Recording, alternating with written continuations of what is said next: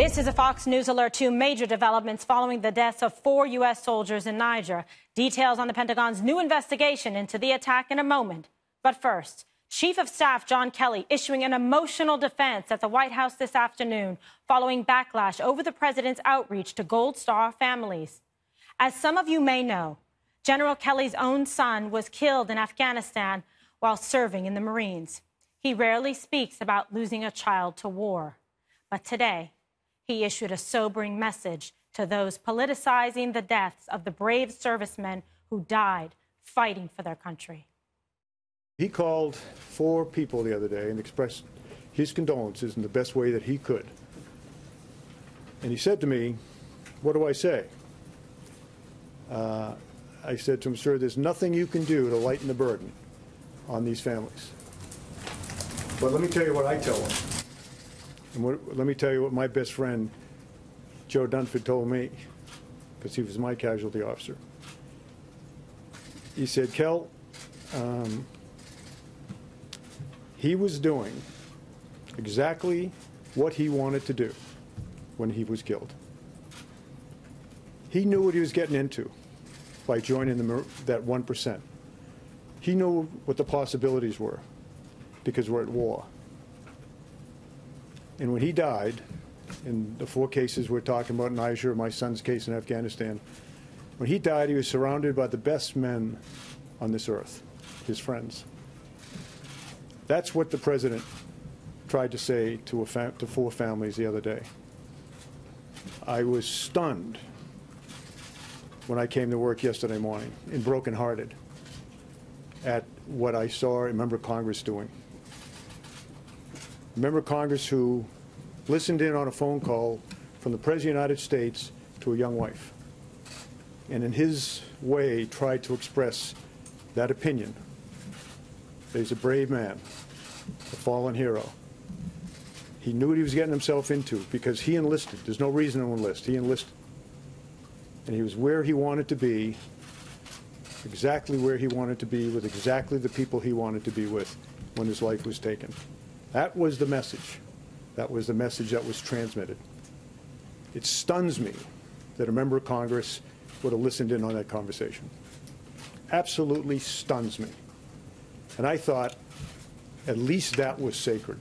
Life, the dignity of life, was sacred. That's gone. Religion, that seems to be gone as well. Gold Star families, I think that left in the convention over the summer. But I just thought the selfless devotion that brings a man or woman to die on the battlefield, I just thought that that might be sacred.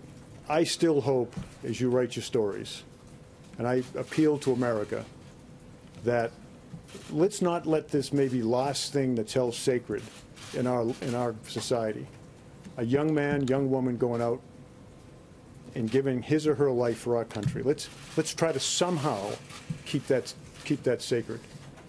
But it eroded a great deal yesterday by the selfish behavior of a member of Congress. Powerful statement, and indeed a powerful moment that we witnessed there. Something very personal to General Kelly, not only sacrifice he's made for this country, but paying the ultimate price in losing his son. Really remarkable and very credible defense, Dana, of the President of the United States, and a conversation that the President believed he was having private, with a grieving family member to express, his sympathies and his appreciation for the service given. So earlier this week, I talked about how commanders-in-chief, they're asked to do things that would crush most of us because they make decisions that put people in harm's way, people who had signed up voluntarily. We don't have a draft here. People join the military because they think it would be a great way to serve their country, a good way to learn and to become leaders like General John Kelly has proven to be. And grief is uniquely personal. So is the consoling part of grief. So if you are in that position and you have to figure out a way that you have the responsibility to reach out in some way, as we've said all week, it could be a letter, it could be a phone call, whatever it is, that is a very private moment. And I wish that none of this had ever happened all week. I think we all know why we are here at this moment. Frederica Wilson, the congresswoman who is at the subject of this issue, she has just told Politico that General Kelly is trying to keep his job. He will say anything. There were other people who heard what I heard. General Kelly doesn't need this job. No. He is a public servant, and he deserves a lot of respect from all of us. And what I love about what he did today is just to help us remember that this isn't about commanders-in-chief and who did what to what when. This is about the Gold Star families, their grief, and our focus should be on them.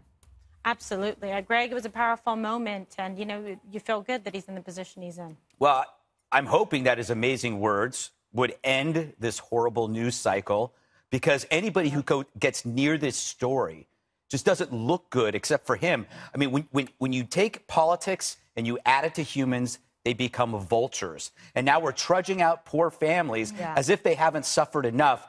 And I mean, he was clearly directing this at Frederica Wilson, and that no colorful hat is going to hide her shame after that thing. But this thing is snowballed into this ghoulish political theater, in part because of the media, because we have no interest in stopping a snowball. So we just keep adding on. We love picking at the scabs, and this is a scab, and we keep picking at it. And so now that helps.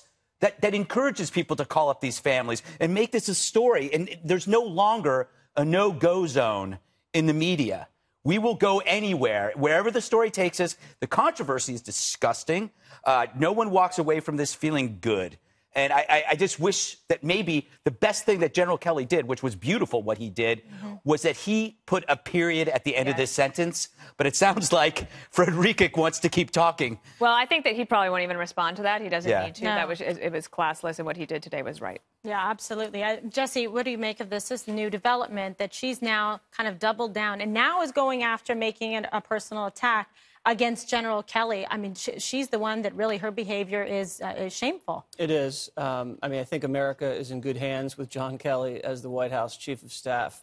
People said Kimmel was the conscience of the nation. When I heard Kelly talk today, that's what really he reminded me of. He looked like an adult lecturing children out there. And he's a huge asset. Trump should deploy him much more. Reince Priebus could have never pulled this off. So my hat's off to General Kelly. Now, to be fair and balanced, totally unnecessary for the president the other day to come out and say, well, I make calls some other presidents don't call. Those calls are so hard to make. We've seen the president say how hard they are to make. He told me personally how hard they are to make.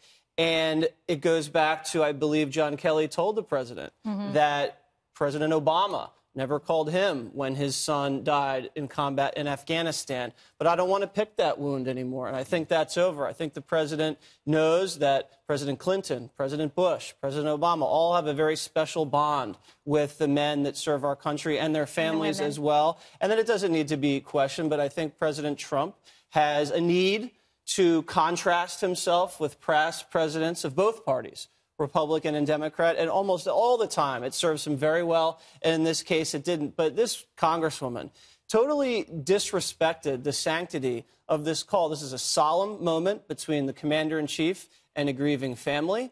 It's a private moment. It's an extremely personal moment, and to snoop in that call where the president was saying how brave Sergeant Johnson was, knowing that he would put his life at risk to serve the country, yet still did that. He did it in his Trump's blunt way, I'm sure, and she completely mischaracterized it, totally disrespectful, and I doubt her sincerity about defending military families, because her voting record, she's voted against giving widows money for burial rights. She's voted against funding the VA, veterans benefits. She does not have her money where her mouth is, and I think this whole story, like Greg said, needs to stop. Okay, well, I'm going to get your thoughts and reflections on Kelly's comments and then the latest developments. Well, it seems to me the news was that General Kelly confirmed what Frederica Wilson had said, which is that Donald Trump said to this grieving widow, this is what your man signed up for. He knew what he was getting into. That is not the most sympathetic, empathetic, caring thing to say to a woman who... Now, let me finish. Come on. Everybody else had a chance to speak. Go ahead and yell at me. It's fine. So he today confirmed that what Frederica Wilson overheard, and it wasn't snooping, guys. She was in a car as the entourage is going ahead with the family in it to the funeral. And she overhears the conversation. The president of the United States, you can imagine everybody in the car gets quiet. The president of the United States is on the phone with the widow. But initially, it was said, oh, no, he never said that. Oh, okay, well then, Frederica Wilson, maybe it is political. Who knows? But then he suggested, oh, Frederica Wilson, better watch yourself. And so maybe the thought was there's a tape. He taped the phone call. No, it turns out he didn't. I don't know. But given what was said today by General Kelly said he used that kind of language in advising the president about what to say. But she reframed it. She reframed it as callous when it wasn't callous, right? I don't know if it was callous or not. But you're saying Commander-in-Chief made an insensitive call to a grieving family? I'm saying it was like, hey, he got what he deserved. He got what he signed up for. Well, come on, that's crazy. I don't say that. Well, you just did. It's being politically opportunist. What he said was something that I think, to the ears of a grieving family is not what you want. It doesn't work for someone who has just lost their loved one. It has been said before by other presidents. This young man had his wife's name, his children's name tattooed on his chest. He was an upstanding young guy, a real addition to our community. We can be proud of him as Americans. Can I add something? And that's just not fair. You can only say that if you corrupt the meaning of it. If you corrupt the meaning of what he's saying, then that's true. But you're corrupting it. I'm sorry. I was just going to say that I've actually been there for, not all of them, but I was there for a significant number of meetings that President Bush had with families of the fallen. What's interesting is that often the family members become the consolers to the commander-in-chief. And it is true that, and I've heard it myself, you sometimes will have a mom or a dad say he was doing exactly what he wanted to do. He knew that he was serving his country and that there was danger involved, but he would have done it again. Or you go to Walter Reed, where you have the wounded. The first thing they say to the president when they come in is, I want to get back there with my guys. I want to go back and fight again, because that's the kind of leaders that we have trained in our military. So I think that what the president was trying to convey was that he was a hero and that you should be proud of him. And I'm sorry that it happened to you. I think it's. But I don't it's impossible for me to believe. I think Frederica distorted it. Here's the context. He distorted it. But it is true. You could take it the wrong way. But let me just say, here is the real context. The context is the president had not called any of the families of the 4 men who died in Niger. True. So the press corps, when he's out there, says to him, Mr. President, how come you haven't put out a statement or called these folks? Then we learn, oh, there was a statement prepared, but it wasn't released. And now people are curious, why didn't you call? And that's when he says, oh, that Obama, he doesn't call everybody. And people are like, what? Where'd that come from? From what we know, Obama was extremely careful on this front in terms of relating to the military, to people who had died. So then there's a bunch of back and forth. Who called? Who didn't call? Did General Kelly get a call? But you want to assume that Trump's General not Kelly sensitive. seated at a table, his wife seated at a table with the president, with other Gold Star families? We learn all of this. And then the question, what was true? Did Frederica Wilson, President Trump, did he say it? Didn't he say it? Today we learned he did say it. Yes, and I think what you're doing is if I can just get in, since I want to give my opinion on this real quick, thanks. He said, tried to comfort a grieving family that had an unbearable loss. And I think it's pretty disgusting that anyone would try to manufacture some kind of political opportunity out of this and assume that the president would speak disrespectfully to someone who has lost a loved one, most important person in their life. I don't believe that. I don't think people actually really believe that. I think you want to see it in the way that is beneficial to the left, that can't give the president credit for anything, and will even take a situation like this and try and besmirch it and cheapen it. And that's why I admire what General Kelly said, because he stood up to these people and said, shame on you. And she then went ahead and insulted General Kelly, who is also a Gold Star parent. Right. How about that? More on the